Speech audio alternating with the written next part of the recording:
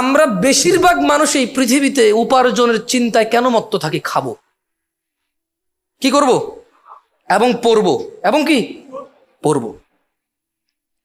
কিন্তু আমরা এই পরিধানের জন্য উপার্জন করতে গিয়ে আমরা ভুলে যাই কবরেও আল্লাহ বলবে ফাফরিশু ফিন্নার, তাকে আগুনের জামা কাপড় পরিয়ে দাও, তাকে আগুন দিয়ে পরিধান করে দাও, তাকে আগুন। অথচ হারাম উপার্জনটা ওই পরিধানের জন্যই করি। আমরা ভুলে যাই হরিণের গোশত, খাসির গোশত, ছাগলের গোশত খাওয়ার জন্য আমরা হারাম উপার্জন করি, অথচ জাহান্নামে শুধু আগুনই আযাব হবে না, জাক্কুম হবে, রক্ত হবে, পুজ হবে, ওগুলো খাদ্য হিসেবেই থাকবে।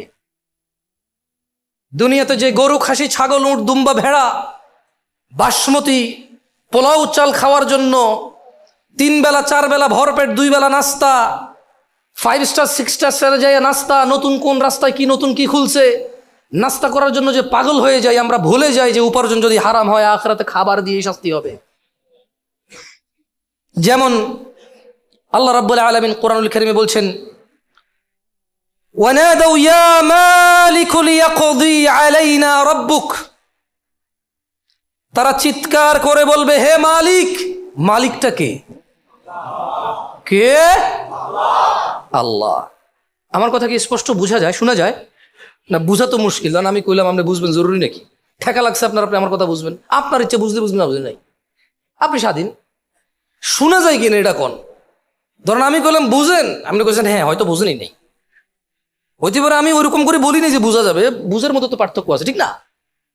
তো আমার কথা কি পরিষ্কারভাবে শোনা যায়? এই প্রশ্ন সঠিক। আমরা অনেক সময় বলি বুঝেন, আরে কেন ছেড়ে দিই, ওর উপরও বুঝুক, জরুরি না তো এখন শুনে এখন বুঝে যেতে হবে, ঠিক না? তাহলে তারা চিৎকার করে কি বলবে? কি বলবে?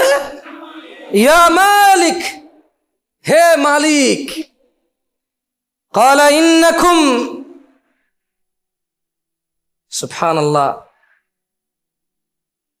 চিৎকার করে মানুষ আল্লাহকে ডেকে বলবে যে ইয়া মালিক লিয়াকদি আলাইনা রাব্বুক, হে মালিক তোমার রব যেন আমাদেরকে শেষ করে দেন। বুঝা যায় না কি বলছে আসলে? রক্ষক দেখছেন, এই জন্য আমি বড় আলেম না থাকলে ওয়াজে যাই না এখন আর। ওয়াল্লাহ ওয়াল্লাহ, আমি গত 2 বছর কোনো ওয়াজ নেই না কোনো মানুষ থেকে। কেউ বলতে পারবে না যে আমি জামশেদ মজুমদারকে দাওয়াত দিয়ে নিয়ে আসছি আর আমি আলেম না। আমি এমন ওয়াজে যাই না এখন আর যে ওয়াজের সভাপতি, যে আলিফ বাতা পড়তে পারে না, সূরা ফাতিহা বোঝে না, নামাজের হুকুম আহকাম বোঝে না, শিরিক বিদআত বোঝে না, আমি একটা ভুল বলবো আর সেই ভুলটাকে কারেক্ট করে দেওয়ার জ্ঞান রাখে না, অথবা আমি সীমা লঙ্ঘন করে ফেলবো বলতে বলতে, অথবা আমি কোনো মাফহুম ভুল বলে ফেলতেছি, এই জায়গায় কথা বলতে বলতে এশকের চোটে সবাই বলতেছে ঠিক, আর আমি তো ভাই উঠতাছি, যা কমু তা ঠিক। এখন আমি এখন যাওয়া বন্ধ করে দিছি।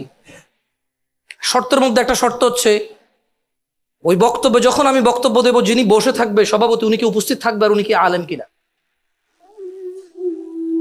তাইলে মানুষজন চিৎকার করে ওই ফেরেশতাকে ডেকে বলবে ইয়া মালিক, হে মালিক তোমার রবকে বলো আমাদের যাতে নিঃশেষ করে দেয়। কি করে দেয়?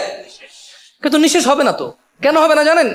একটা হাদিসে আসছে, কিয়ামতের মাঠে আল্লাহ মৃত্যুকে একটা মেষের ন্যায়, এটা প্রথম শুনে আবার ই করে না, বুঝেন আগে। হাদিসে আসছে এভাবে যে কিয়ামতে আল্লাহ সুবহানাহু ওয়া তাআলা মৃত্যুকে একটা মেষের আকৃতিতে নিয়ে এসে জান্নাতবাসীকে বলবে তোমরা কে কে চিনো? বলবো যে ইয়া রব আমরা চিনি, ও মৃত্যু। জাহান্নামবাসীকে বলবে তোমরা কি ওকে চিনো? বলবো যে ইয়া রব আমরা চিনি, ও মৃত্যু। তারপর তাকে জবাই করার বিষয়ে আল্লাহ সুবহানাহু ওয়া তাআলা বলবেন, জবাই করা হবে, এবং আল্লাহ বলবেন আর কেউ মরবে না, সবাই চিরস্থায়ী, জাহান্নামীরাও জান্নাতীরাও। সুবহানাল্লাহ। তো ওই ফেরেশতাদেরকে যদি ডাইকা বলে ইয়া মালিক তোমার রবকে বলো আমাদের শেষ করে দিক, তো এটা সম্ভব? এটা হবে? সে কি আর মরবে ওখানে? লা ইয়ামুতুনা ফিহা ওয়ালা ইয়াহইয়া। সে জাহান্নামে বাঁচবেও না, মরবেও না। বাট জান্নাতীরা জান্নাতে বাঁচবে, জান্নাতীরা জান্নাতে বাঁচবে, মরবে না। কিন্তু জাহান্নামীরা জাহান্নামে কি বাঁচবেও না, মরবেও না। আল্লাহ আমাদেরকে বোঝার তৌফিক দান করুন।